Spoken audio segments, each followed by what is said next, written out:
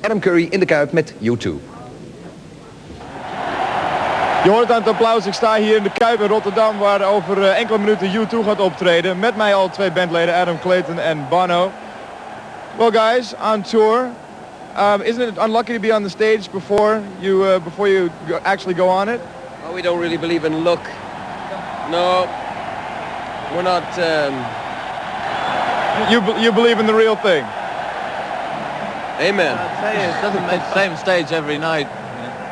Yeah, you've been on tour for quite a while now. Of course, you were on the stage. How important was the U.S. breakthrough for you two? U.S. breakthrough? Well, I mean, we can now speak of a commercial breakthrough. Would that be fair to say that?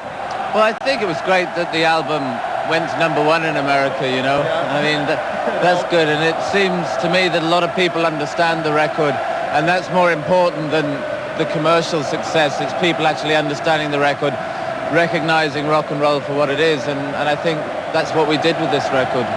You know, Bono, I was talking to my mother on the telephone the other day, and she said, you know, Adam, this song, this by U2, this With or Without You song, that's really good. I think we could speak of a definite crossover in the audience that you're reaching. What do you think of that? Well, you know, U2 music was never meant for, you know, an elite crowd.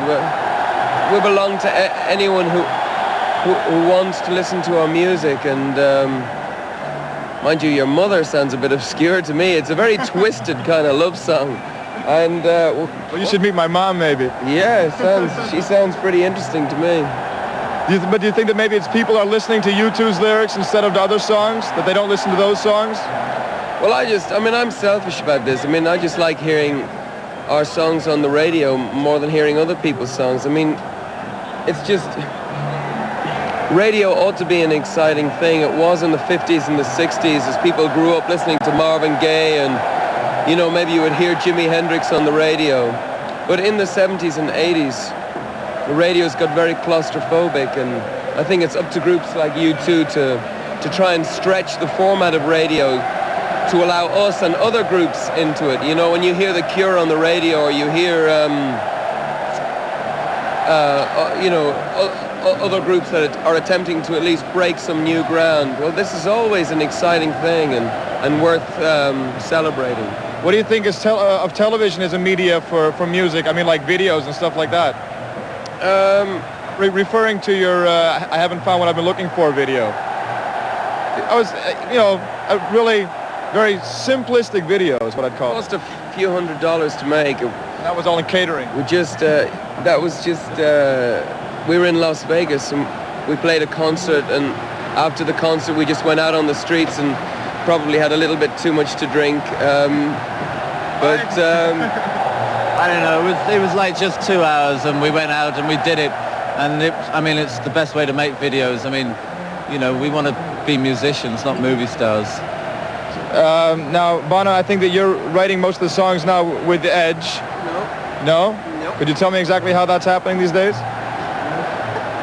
How it's not happening? How it is happening? There's a long answer to that one. The executive summary. Actually, we want to be in a country group. Oh, yeah. And I've got a little song called Lucille here, if you'd like to hear it. Yeah, go ahead.